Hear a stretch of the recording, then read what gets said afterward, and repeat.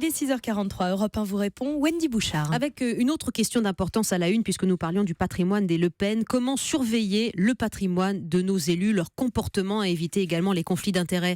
Notre invité ce matin, Éric Alt. Bonjour monsieur. Bonjour. Vous êtes magistrat, vice-président d'Anticor, qui est une association qui lutte contre la corruption pour rétablir justement l'éthique en politique. On en a largement parlé depuis hier, la Haute Autorité pour la transparence de la vie publique qui annonce la saisie du parquet financier sur ces déclarations de patrimoine sous-évaluées des Le Pen, Jean-Marie et Marine, jusqu'à 1 million d'euros pour le père, de centaines de milliers d'euros pour la fille.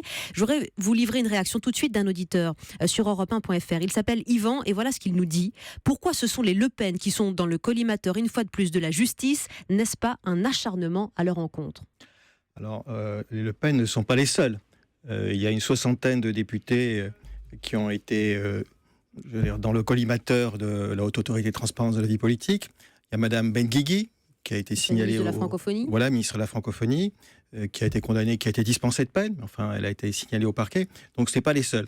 Le problème, c'est effectivement que la Haute Autorité travaille avec l'administration fiscale. Et donc, on a une autorité indépendante, qui est totalement indépendante dans son collège, dans sa nomination, mais qui travaille avec l'exécutif pour savoir qui est sincère ou non dans sa déclaration. Une soixantaine d'élus épinglés sur des dizaines de milliers, ça fait donc beaucoup de gens sincères dans ce milieu. C'est ce que vous mettez en avant, vous, acharné de la lutte anticorruption? Alors, ça veut dire que la Haute Autorité de transparence de la vie politique avait les moyens de saisir un certain nombre de déclarations qui n'étaient pas sincères, exhaustives, exactes.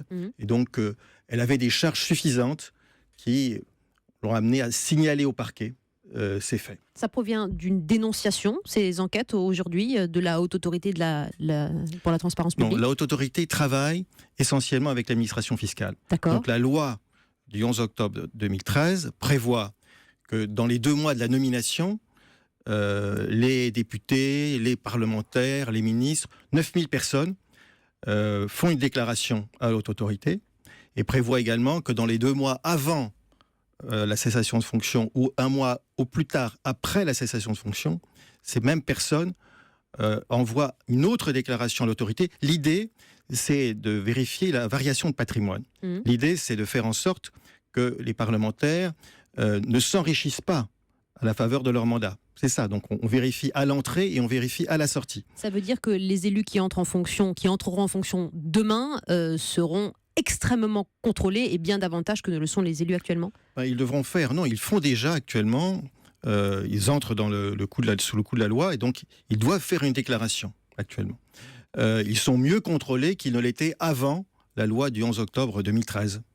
Où il y avait une autorité de transparence de la vie politique avec beaucoup moins de moyens et pas la possibilité de travailler avec l'administration fiscale. Anissa, vous avez une question pour notre invité? Que risquent les Le Pen dans cette affaire? Alors, en théorie, ils risquent 3 ans d'emprisonnement, 45 000 euros d'amende et l'interdiction des droits civiques, c'est-à-dire l'inéligibilité. En théorie. Oui, vous avez rappelé qu'Amina Benguigui n'a pas été tout à fait, condamnée. été dispensée de peine. Donc maintenant, c'est le parquet qui enquête. Il peut éventuellement saisir un juge d'instruction. Ce juge d'instruction peut éventuellement demander une contre-expertise, puisqu'on travaille sur les données de l'administration fiscale. Donc si les Le Pen ne sont pas d'accord, ils pourront demander une expertise, une contre-expertise. Et ensuite, le juge appréciera, si ça va devant une juridiction correctionnelle, le juge appréciera quelle est la juste peine. C'est une haute autorité qui a été créée en 2013, vous le rappeliez, après l'affaire Cahuzac, Éric Alt. On doit totalement dépolitiser son rôle aujourd'hui, même si, et c'est la défense des Le Pen en l'occurrence, qui accuse le président de cette haute autorité, Jean-Louis Nadal, d'être un proche du Parti socialiste? Jean-Louis Nadal est ancien procureur général de la Cour de cassation. Son indépendance n'est pas en cause. Ce qui est plutôt, ce qui peut éventuellement être questionné, c'est l'architecture institutionnelle. C'est encore une fois une haute autorité indépendante, un collège indépendant, mais qui travaille avec l'exécutif. En principe, c'est l'État impartial, mais c'est quand même l'administration fiscale qui travaille pour l'exécutif. Et ce sont les évaluations de l'administration fiscale qui vont compter pour décider si oui ou non la déclaration est sincère ou elle ne l'est pas. Et qui travaille étroitement avec le fisc, vous le rappeliez, qui contrôle les situations de patrimoine et d'intérêt de 9000 plus hauts responsables publics. 9000, c'était un étiage maximal pour leur permettre de bien travailler, justement? C'est à la fois les parlementaires et puis c'est un certain nombre de responsables publics, d'autorités, d'établissements publics. Voilà. L'idée, c'est qu'on ne s'enrichit pas à la faveur d'une charge publique, quelle qu'elle soit. Et donc, on vérifie la variation de patrimoine. Jusqu'à présent, c'était relativement mal fait. Depuis 2013, on s'est donné les moyens de le faire un peu mieux. C'est un garde-fou symbolique ou ça a vraiment vocation à faire autorité? Non, les Le Pen sont condamnés. Non, mais ce n'est pas seulement les Le Pen. Je pense que c'est effectivement quelque chose qui doit monter en puissance. C'est la deuxième année d'existence de la Haute Autorité de transparence de la vie politique. Donc, il y a un certain nombre, d'habitudes, de jurisprudence qui doivent se mettre en place. Les sources doivent être exploitées de façon impartiale. Et ça, effectivement, je pense que ça va compter. Il y a une publicité, alors une publicité restreinte. Dans les préfectures, on peut consulter les déclarations de patrimoine, mais on ne peut en faire état. Alors ça aussi, c'est un petit paradoxe. Le législateur a souhaité une publicité, mais il n'a pas souhaité permettre la divulgation de ces informations. Donc le citoyen peut y aller, mais c'est pour ses yeux seulement.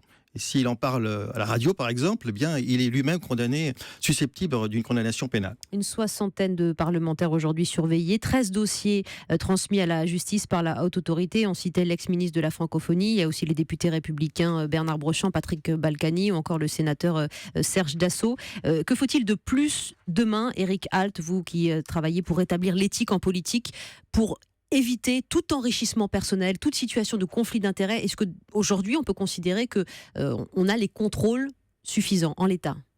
Pour ce qui est de la déclaration de patrimoine, on a sans doute les contrôles suffisants. Pour ce qui est de la Haute Autorité, le paradoxe, c'est effectivement, elle travaille avec l'administration fiscale. Donc si elle est impartiale, en fait, elle travaille bien. Mais elle n'a pas d'autres pouvoirs d'enquête. Elle ne peut pas recevoir des informations de TracFin, par exemple. Elle ne peut pas demander une coopération, une collaboration internationale. Donc tout ceci passe soit par l'administration, soit, s'il y a charge suffisante pour saisir le parquet, par la justice.